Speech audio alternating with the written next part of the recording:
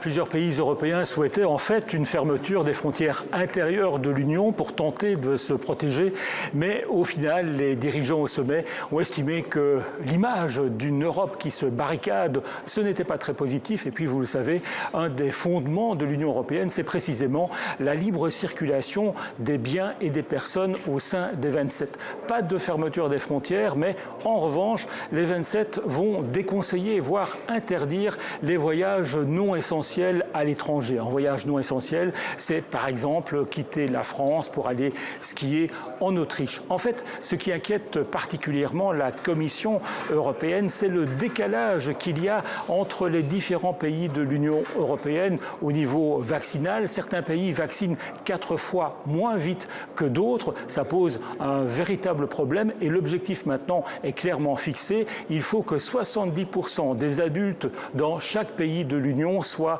vaccinés avant l'été 2021. Un petit mot du passeport vaccinal. C'était une idée lancée par la Grèce qui essaye de sauver sa saison touristique. Un tel passeport aurait permis à toutes les personnes vaccinées de voyager sans contrainte, mais cette idée n'a pas été retenue, du moins pour le moment.